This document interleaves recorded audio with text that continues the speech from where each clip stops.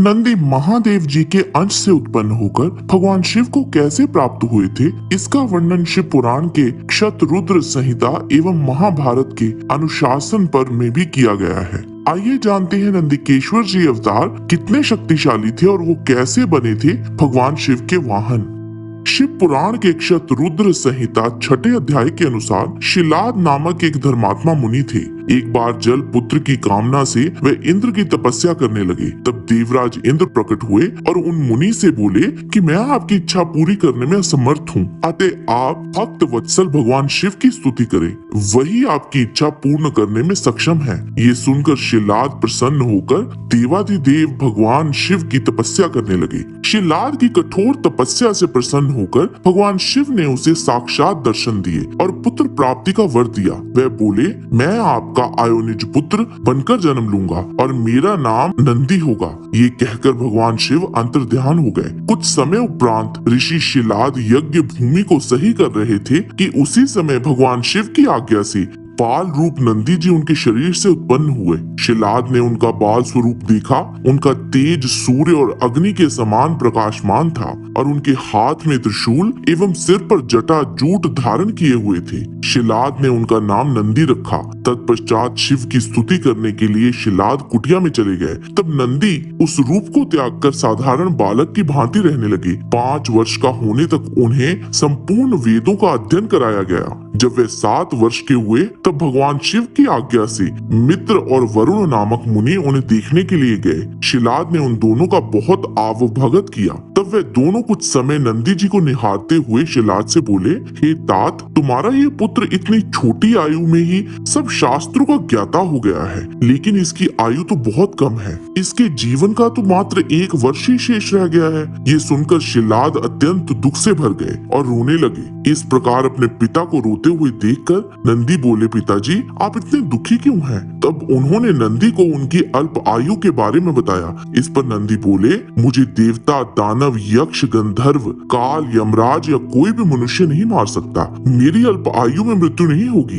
ये सुनकर शिलाद बोले, पुत्र, तुमने ऐसा कौन सा तप किया है या तुम्हें ऐसी कौन सी शक्ति प्राप्त हो गई है जो तुम ऐसा कह रहे हो? तब नंदी बोले, मैं भगवान शिव की आराधना से मृत्यु को दूर भगा दूंगा, आप चिंता न करें। ये कहकर नंदी ने पिता शिलाद को प्रणाम किया और स्वयं वन की ओर चल दिए। वन में जाकर उन्होंने घोर तपस्या करनी शुरू कर दी। वे भगवान के 3 नेत्र, 10 भुजा तथा 5 मुख वाले रूप का ध्यान करते हुए मंत्र जाप करने लगे। उनकी दुष्कर तपस्या में अभिभूत होकर भगवान शिव प्रसन्न हो गए और उन्होंने देवी पार्वती सहित नंदी को दर्शन दिए। भगवान शिव ने नंदी से मनोवांछित वर मांगने को कहा। उनके ये वचन सुनकर नंदी उनके चरणों में गिर पड़े और पुनः उनकी स्तुति करने लगे। तब शिवजी ने नंदी को ऊपर उठाया और बोले, हे वत्स नंदी, मेरे होते हुए भला तुम्हें मृत्यु का वह कैसा? तुम अजर अमर हो और सदा मेरे गणनायक बनकर रहोगे। तुम्हारे घर पधारे वे दोनों मुनि मैंने ही भेजे थे, अतः अब तुम अपने शाल और चिंताओं को भूल जाओ। इतना कहकर भगवान शिव ने माला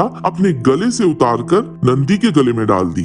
माला उनके गले में डालते ही नंदी के 3 नेत्र और 10 भुजाएं हो गई। तत्पश्चात भगवान शिव बोले कि तुम और क्या चाहते हो? तब नंदी बोले, प्रभु, मैं आपकी सवारी बनना चाहता हूँ। तब महादेव ने अपनी जटाओं से हार के समान निर्मल जल नंदी पर छिड़कर कहा कि नंदी हो जाओ। भगवान शिव ने पार्वती जी से कहा, देवी, मैं नंदी को अपने गणों का अधिपति बनाना चाहता हूँ। पार्वती जी भी बोली कि मैं भी नंदी को अपना पुत्र मानती हूँ। तब भगवान शिव ने अपने सभी गणों को बुलाकर उनसे कहा कि मैंने नंदी को आप सब गणों का अधिपति बनाया है। उनका ये कथन सुनकर सभी गणों ने नंदी को प्रसन्नता पूर्वक अपना स्वामी स्वीकार कर लिया। तत्पश्चात नंदी का विवाह मरुतों की सुंदर दिव्य कन्या सुयशा से संपन्न हुआ। वहाँ उपस्थित समस्त देवताओं ने हर्षित मन से नंदी को अनेक वरदान प्रदान किए। महाभारत के अनुशासन पर्व के अध्याय 141 में भी नंदी जी का वर्णन मिलता है। यहाँ जानकारी कल्प भेद के कारण कुछ अलग है। इस वृतांत के अनुसार देवी उमा ने भगवान शिव से पूछा, सतपुरुषों में श्रेष्ठ महादेव, इस जगत में अन्य सब सुंदर वाहनों के होते हुए क्यों वृषभ ही आपका वाहन बना है? श्री महेश्वर ने कहा, प्रिय, ब्रह्मा जी ने देवताओं के लिए दूध देने वाली सुरभि नामक गाय की सृष्टि की, जो मेघ के समान दूध रूपी जल की वर्षा करने वाली थी। उत्पन्न हुई सुरभि अमृतमय दूध बहाती हुई अनेक रूपों में प्रकट हो गई। एक दिन उसके बछड़े के मुख से निकला हुआ फेन मेरे शरीर पर पड़ गया। इससे मैंने कुपित होकर गौओं को ताप देना आरंभ किया। मेरे रोष में दग्ध हुई गौओं के रंग नाना प्रकार के हो गए। अब अर्थ नीति के ज्ञाता लोक गुरु ब्रह्मा ने मुझे शांत किया तथा ध्वज, चिन्ह और वाहन के रूप में यह विश्व मुझे प्रदान किया। आज की वीडियो में बस इतना ही। हमारा आज का वीडियो आपको कैसा लगा हमें एक लाइक देके और कमेंट करके जरूर बताइएगा। हमें समय देने के लिए आपका बहुत बहुत धन्यवाद। अगर आज का वीडियो पसंद आया है तो शेयर करने की कृपा कीजिए। अगली मुलाकात तक परमात्मा का सानिध्य आप और आपके परिवार पर बना रहे, इसी कामना के साथ नमस्कार।